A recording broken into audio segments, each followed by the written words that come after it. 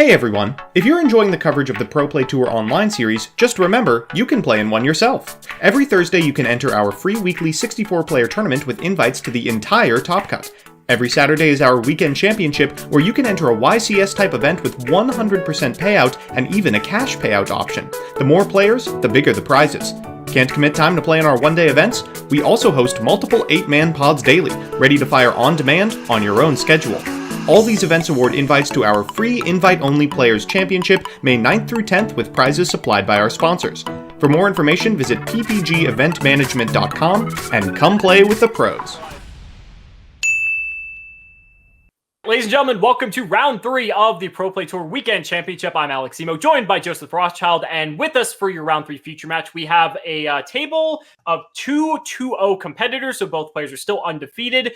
We have Andreas Torres, a very well-known player, just a absolute myriad of different tops, going up against Neo Crusher here. We're going to go ahead and use their dueling book names just because it's a little bit easier to be able to distinguish who is who. Looks like Andreas Torres is on Eldlich. We're going to be leading things off with a cursed Eldland here to be able to get whatever card we need to suit our hand. Not sure what Neo Crusher is on as of yet. We just wanted to get you guys one of the undefeated matches so far. But we have 250-ish players. We are just shy of doing 9 rounds for this tournament. It's going to be very interesting to see what ends up on top on this Eternity Code weekend. Yeah, I think likely we're going to see a lot of the Secret Slayers decks rising to the top. As you can see, this match, of course, includes an Eldlich player. Those decks are already well built. They are tuned. People know what's good in them and what's bad. And while there is variation among decks, they're not going to be as experimental as, say, the Eternity Code archetypes. Things like Generators, which we saw round 1. So I think we can expect to see a lot of the decks that were already good doing well, but I have faith that we will see a lot of, if not new archetypes, new cards. We've seen Link Cross a couple of times, and we might see it this game as well. Yeah, it's very possible. I would agree with you wholeheartedly that we're going to see we've actually seen quite a bit of the new cards out of Eternity Code already, and there's plenty we still haven't seen. We haven't gotten to a dinosaur match yet, so we haven't seen Animador and Archosaur. There's still we haven't seen Access Code Talker yet. I mean, oh man, there's so much hype to be had that we have yet. Here comes a Dinotherium on Neo Crusher's field after Andreas Torres activates Eldland and sets 3 and passes here. Okay, well, I'm led to believe this could potentially be a free level 4 for a possible Gallant Granite play in Adamancipator. Could be wrong. In some Adamancipator builds. Dinotherium, correct. The Duel Links All-Star comes to roost, but it does its job. So we're going to go ahead and now normal summon a copy of Analyzer. Analyzer can start digging if we have to, and can just link both of those, seize both of those off into a Gallant Granite to get our Block Dragon, or whatever card that we need, since Gallant Granite effectively wrote us for the entire deck. It's interesting to see just absolute handful of different level summon me to the board type cards for free that people are diving into to try to find anything playable. Dinotherium was like last used in 150. As like a good way to like get 4s of the we've seen Madol Heading Sasur as another one. Just so many different cards that fulfill this specific role. But it's kind of cool to see.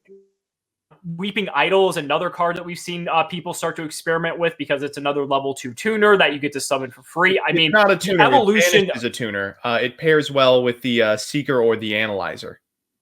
Right, and so it's very seeing the evolution of this deck the past month or so, and now we see a copy of Seeker hitting the board. We're going to hit a copy of Doki Doki off of activation of Analyzer here, and now we have the Doki.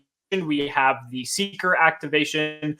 Pretty much been like textbook what you could expect on Dueling Book for the past month or so if you're the ranked server. Yeah, if you've been in ranked any time in the last couple of weeks, none of this has been shocking with the exception of Dinotherium. Another good one, I mean, getting this Koakai Myru Guardian as your 5th summon shuts off Nibiru for the entirety of the turn. This is why I think a lot of people are shaving Nibiru in the main deck. I know MST made a video about how it's nowhere near as powerful as it's been in previous formats, and I have to agree. I mean, scenarios like this make me feel like, why would I even bother boarding into the rock if Adamancipator is just going to play through it regardless? Right, and there's times where even if this deck gets hit by Nibiru, it's still able to even extend and play through it beyond that, because the token you give your opponent, guess what? It's a rock, and that's what they need to summon all their monsters. There's where it does matter, but I also will agree with both you and Tombox here. We're going to see an Ash Blossom here on the Gallant Granite, which I feel is one of the small choke points of the deck, because being able to deny them from getting into their Block Dragon or whatever card they need in that particular instance off Gallant could be enough to slow them down. Clearly, they still have 4 monsters on the board to work with, but definitely denying that could be very significant. We're going to see Quakimeru Guardian attempt effect, but we're going to see that get met with Called by the Grave from Andreas Torres here. So this Gallant Granite will not be resolving. Now, there's a couple of things that still suck if you're in the Eldlich's position. The first is that this Doki Doki hasn't yet activated its effect, and the second is that Gallant Granite is a choke point only until Dual Overload, at which point Union Carrier became another way to get Block Dragon. I expect we'll see that over the course of the turn, but first, let's fire off that Doki. Yep, so we're going to use the effect of Doki. Andreas Torres said that's perfectly fine. We're going to pitch a redundant copy of Quack Guardian, it looks like, so we're going to get a level 4. That opens up some Wrap-type plays. There's a lot of things we can do. Again, Union Carrier will definitely be in the foreseeable future. Going to go for a Go-Go-Go Gigas here that also enables cards like Dodo Dwarf, Go-Go-Go Glove. Never get tired of saying that, by the way. Oh, yeah. We got to think of a good way to abbreviate it, because Glove doesn't really work. Glove's already a Phantom Knights card, and I'm not calling it Dodo Dwarf. You could call it Dwarf Glove, I guess, but then you don't get to say the Dodo or the Go-Go-Go part, which is the reason why that card is played. Exactly. So now here we go. Wrap-type being summoned here as I expected. So Wrap-type is now going to go ahead and attempt to its effect. It looks like Andreas Torres is thinking if he has a response to this. Wrap-type just such a centerpiece of this deck, allowing you to excavate and get any rock to the field, just kind of forgoing any sort of restrictions. It's level 6, which just helps you climb in different ways. Such a powerful card.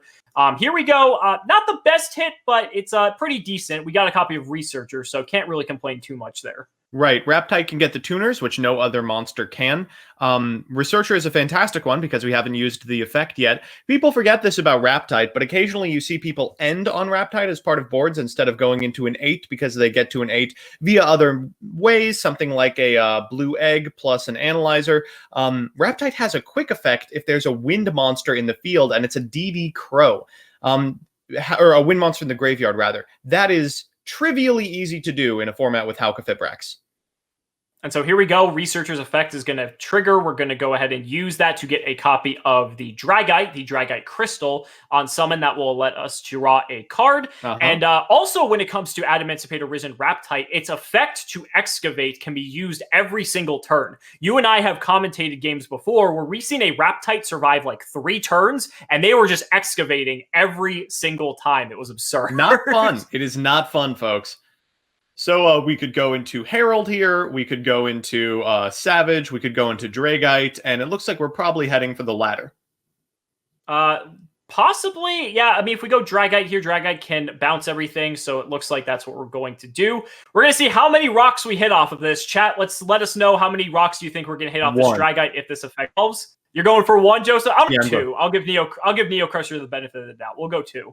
The over-under on this is not very good for me. But it looks like we're going to go for a Nightmare Phoenix first before we fire off that Dragite. We're going to pitch the Phoenix, pitch an Infinite Permanence for Phoenix's effect. And notably, because that Dragite Crystal is now in the graveyard, if our opponent chains any of their spells or traps, we'll be able to negate it with the Risen. Yes, very heads up here. We're going to pop the copy of YuGiOh that was set by Andreas. Looks like we're going to banish 3 for the copy of Block Dragon. Man, that we why already even Fire Granite? Just draw the card. And that's it. Andreas Torres has seen enough. That's going to go to game number 2. How many times did we joke, Joseph, about like Invoked players always having the invocation when their Alistair gets Ash? I don't know. I think a lot of the Adamancipators always have Block Dragon when Gallant Granite gets Every single Adamancipator draws Block Dragon every game. I remember first couple of weeks people were playing it at 1. They were like, you can use Granite to get it. You can use Union Carrier to get it. After a while, they were like, well, you know what? We could just draw it. Those find extenders, since every card in the deck summons itself or extends into further cards. Might as well do that. And now there's like a 43% chance they just open it. I don't care what anyone says. I'm convinced Block Dragon's getting banned on the Yeah, that's a hit for sure. 100%. Turns out you can't print a card that's a +3. I know, it's shocking. I thought you would be able to. I know, for the longest time, the rock archetype never had much love, and it only took cards that just did what the Adamancipators do to make this deck absurd. Block Dragon was fine. Yeah, to be fair, I did not expect this deck was going to be nearly as powerful as it ended up being. I thought the cards were all very good, but they just lacked something to be able to make them unfair. And that unfair aspect was just incorporating the Dododos, the Go-Go-Go's, the Adamancipators, and all that to be able to have instant rank 4 access for Gallant Granite and see the abomination of an Adamancipator deck that we see before us. But here we go. Andreas Torres starting off our game 2 here. Looks like he's on Invoked Eldlich specifically. He did not draw the Invoked half of his deck in that game 1, but this time he got Terraforming for the Magical Meltdown. That's going to get us to an Alistair. Alistair will get us to Invocation. And at the least, we will at least have a Mechaba and possibly some Lich setup, but we'll see how far he can go. Yeah, Chad, do make sure to make fun of Simo about Adamancipator takes. Critical to engagement. Let's see if we can get a chain going.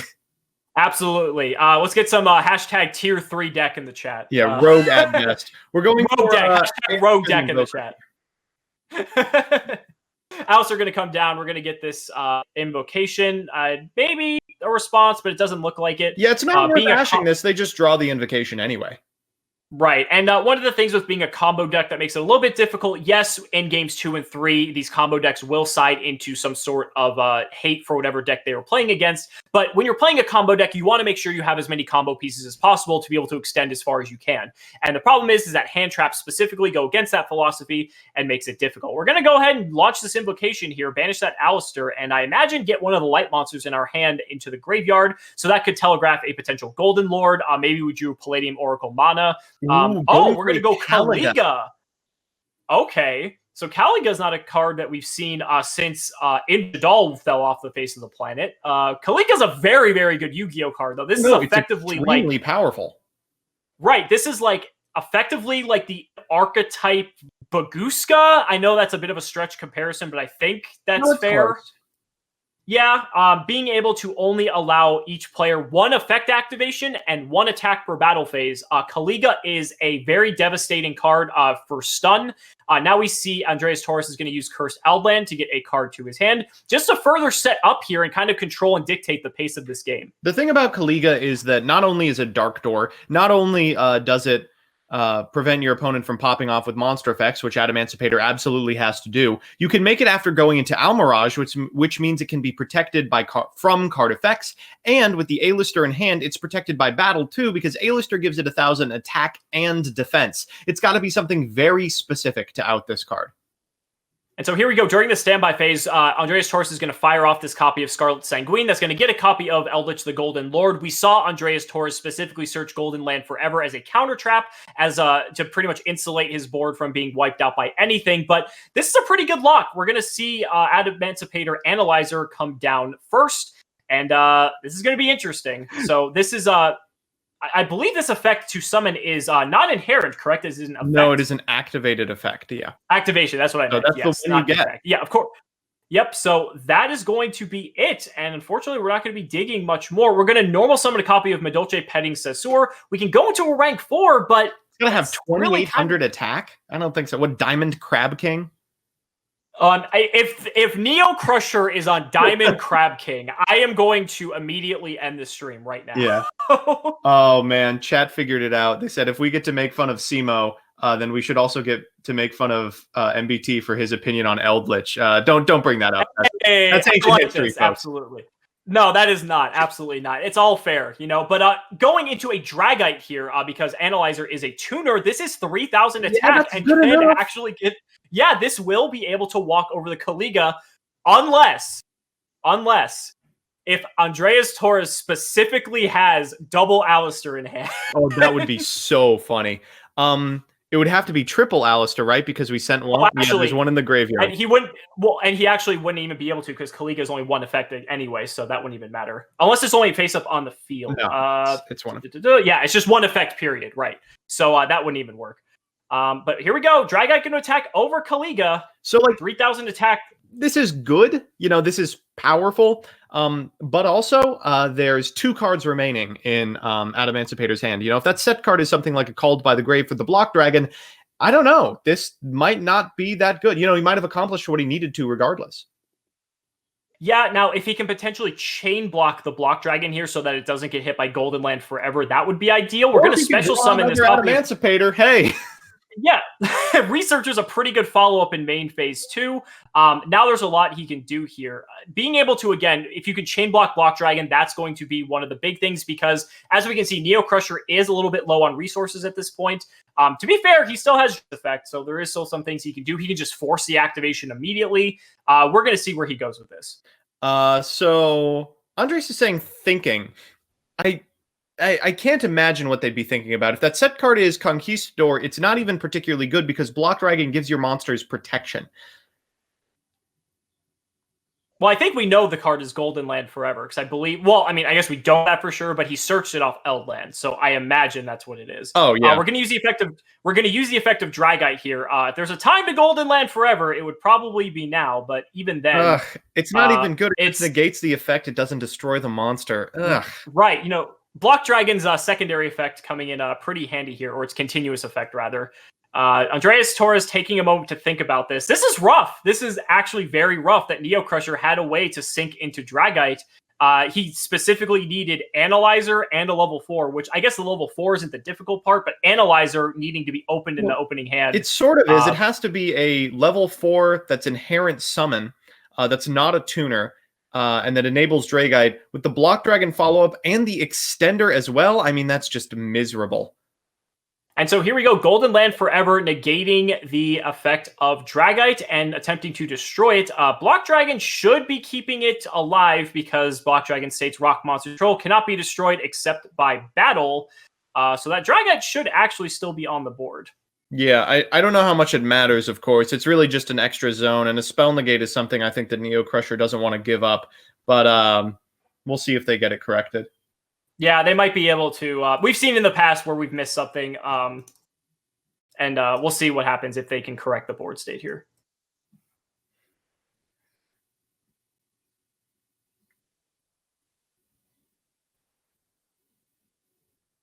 And so it looks like Andreas Torres is perfectly fine with everything for now. We're going to go ahead and use this effective Researcher. Hopefully, hopefully this Dragite does hit the board again. No, at the very least, even if it doesn't, this does kind of seem like lights out. Like Koakai Myru Guardian into Adamancipator Researcher, and they're recognizing the Synchro stays right now because of the way this card works. Wow, it just gives them another. It just gives them another fodder, if anything. But at least good thing that Andreas was anything. Right. It's going to be tough because we know one of the cards in hand is Alistair, and so that's something that he's not going to be able to. He can negate that with literally. Yeah, that's literally any negation can stop that. Dragite can potentially be a negation as well. So there's and Block Dragon's going to come down. He gets the Halley Fibrax plays. This is not looking good for Andreas here. Because of the Guardian revealed as well, Nibiru doesn't even out this. This is miserable. Yeah. I mean, This was a pretty good setup from Eldlich 2 games in a row that just wasn't robust enough to beat through the absolutely unreal amount of plays that Adamancipator is capable of doing. All right, so we're going to get Gigantes, we're going to get Seeker, and we get one more level 2 off this Block Dragon. We're going to go for another Researcher, which is perfectly fine. We've already used majority of these effects. I think the only one we haven't used at this point is Seeker, I believe. We haven't actually used the effect of Analyzer, but we don't have a way to special it. The Seeker we can still special and activate. Okay, so we're going to go ahead and make a Nightmare Phoenix here. Phoenix can take care of Cursed Eldland, but unfortunately that would just allow it to trigger. So, I mean, it's fine. I mean, at least he'd be getting a card off of it anyway next turn, so you're kind of just trading one card for another. Going for the Meltdown, okay. I mean, that's perfectly fine as well. The thing about this is that hitting Meltdown is actually more significant than it may seem because it denies Golden Lord from having a free card to be able to get itself back onto the board if it were to have a chance to come back. And importantly, this board is going to end on a whole bunch of negation, and being able to negate Invocation is pretty critical. Ooh, I like this. So he's going for the unicorn here to take care of the Eldland. Yes. So now we don't have to worry about triggering that. With only 2 cards in hand, Andreas Torres will draw to 3. One of those we know is an Alistair, so that can just be the negation for Quacky Mirror Guardian, just as an example. This is Neo Crusher is getting a pretty good lock on this game.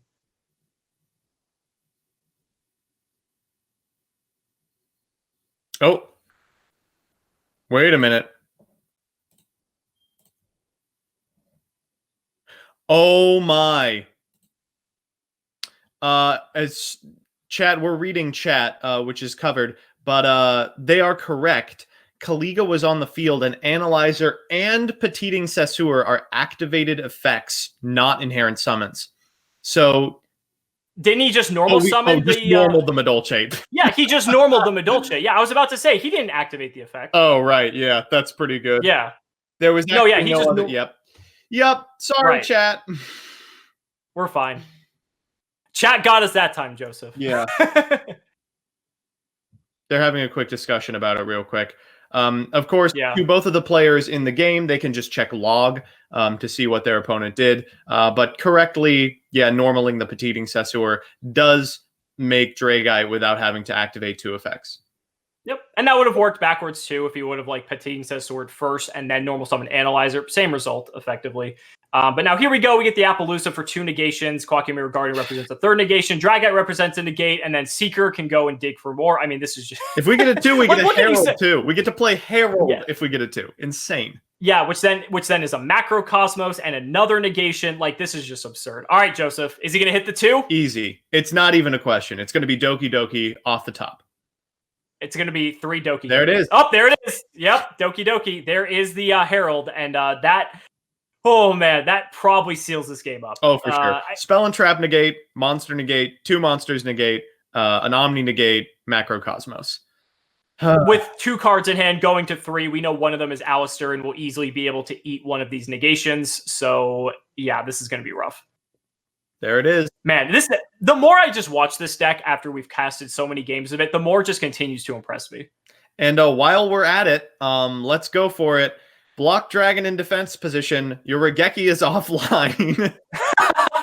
Because we have to insulate ourselves from every sort of out that Andreas Torres could have. But wow, this is quite a board. Man, even if you have a sphere mode, you still aren't going to be able to activate and resolve Invocation. All right, so we're going to see what Andreas Torres has. Again, we talked about this in a previous feature match of the specific 3-card hand he would need, but this is also a sideboarded game where he opted to go first. So the cards that he would play might not even be his deck at the moment. Well, that's a good start. Yep. Cursed Eldland is strong, but I don't think you let that resolve. Dragite's a pretty good hit. Yep, so Dragite's going to eat up that Cursed Eldland, so that's going to get negated. Eldland will go to the graveyard, though, so that has the potential to still use its graveyard effect, which can either add a golden land, you can send a golden land from deck to grave, which is fine, but it's not going to be game winning by any means. Well, it won't go to the graveyard because of the face-up Herald of the Arclight. Yep, the Herald, so it will be banished. As a matter of fact, you are correct. It's unfortunate. There's just really no out for this one. This is similar to that other feature match we had, where you have so many things going on that even though you miss something like that, it doesn't even matter. That is how just repulsive these boards are, that it's just whatever, it would have it double evenly, and that doesn't even resolve the problem. Right, exactly. That is just how absurd some of these boards are that this deck can create. But I'll give it to Andreas. He's still putting up a fight just to see if there's any way he can weasel out of this. We're going to banish the copy of Scarlet Sanguine that was engraved to get a copy of YuGiOh, which again is okay, but it's going to be rough. Also, any of these cards that Andreas sets are pretty much at risk of the Dragite on the following turn. To be fair, they're all chainable, but then again, I don't know if it's going to be enough. We're going to see this YuGiOh be sent to the graveyard for the activation of Golden Lord in graveyard to resummon it at 3,500 attack. That's assuming this resolves, but Appaloosa is going to 0% chance. Yep, we have a known Alistair the Invoker in Andreas's hand, so that can eat another negation.